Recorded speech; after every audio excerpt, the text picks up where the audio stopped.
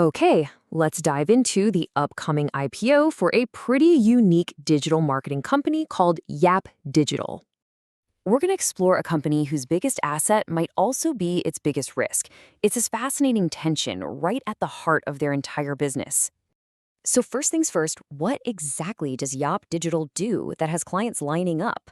Well, at its core, Yaap Digital is a digital marketing agency that uses tech and data to build and run ad campaigns. They've been around since 2016 with a presence in India, the UAE, and Singapore. But you really need to know that India is the main engine here.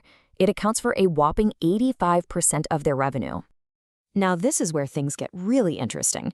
We need to talk about their business model, which is super common in creative fields and comes with a built-in conflict, a paradox, really. You see, Yaap operates in what's called a people-driven industry. And honestly, getting your head around this concept is absolutely crucial to understanding this company. It means their value isn't in a factory or some patented technology. It's locked up in the brains, the talent, and the relationships of their key employees. Here's the best way to think about it. Imagine a star chef versus a fast food chain. The chef is all about unique, irreplaceable talent that people will pay a premium for. The fast food chain, on the other hand, is built on a standardized system you can copy and paste anywhere in the world. Yaap is definitely more like that star chef's kitchen. And this is the double-edged sword. That amazing out-of-the-box talent is exactly what attracts those huge clients. But it's also a massive flight risk. Think about it. In this business, when a key person quits, there's a very real danger the client they were managing just follows them right out the door. That makes it incredibly difficult to scale up like a normal company. All right, so how does this whole paradox actually play out when you look at the money? Let's check the company's financial health and see how this all shows up on the balance sheet.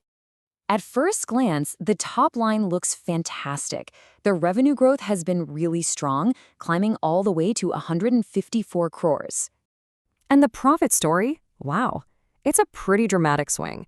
They went from a loss just a couple of years ago to a 12-crore profit. Some sources have even called it a surprising boost. But hang on, this is where you gotta pull out the magnifying glass. Even with that profit, the company has negative operating cash flow. Now, that can happen when clients take a long time to pay, but it basically means more cash is going out of the business than is coming in from its main operations. And on top of that, they're carrying around 25 crores in debt. So how do they stack up against the competition? Well, when you put Yaap's profit margin of 7.82% side by side with its rivals, it's solid. But it's not exactly blowing anyone out of the water. Some of their peers are actually running a bit leaner and meaner. Which brings us to the IPO itself. And the numbers here, especially who's buying in, tell a really fascinating story all on their own. So, here are the nuts and bolts. The price band is set between 138 and 145 rupees a share. You got to buy in lots of 1,000 shares, and the whole issue size is just over 80 crores. But this chart is the real headline. It's a classic tale of the professionals versus the public. Just look at the qualified institutional buyers. We're talking the big funds.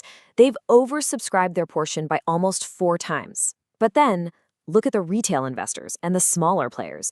They've barely touched a third of the shares set aside for them. So what is going on here? You have this huge divide. The professional, big money is flooding in, while the everyday retail investor is, well, they're sitting on the sidelines. It makes you wonder, right? What do the big guys see that the small investors don't? Or is it the other way around? All right, let's bring this all home. Let's weigh the potential rewards here against those very real risks we've been talking about. So if you're optimistic about Yaap, the bull case, here's what you're hanging your hat on. First, they're in the right place at the right time, riding this massive wave of digital advertising. Second, their business is asset light, so they can grow without spending a ton on equipment. They've got a great client list, and of course, that huge demand from the big institutional investors. That's a major vote of confidence. But on the flip side, the reasons to be cautious, the bear case, are just as strong. It all comes back to that people-driven model, which is a constant risk of losing both talent and clients. Those financials, like the negative cash flow and the debt, are definitely a concern. They're up against huge global agencies with deep pockets. And you just can't ignore that lack of excitement from retail investors. That's a bit of a red flag. So at the end of the day, it all boils down to one simple but really tough question. In an industry where your people are both your greatest strength and your biggest weakness, is betting on unique talent a risk that you are willing to take?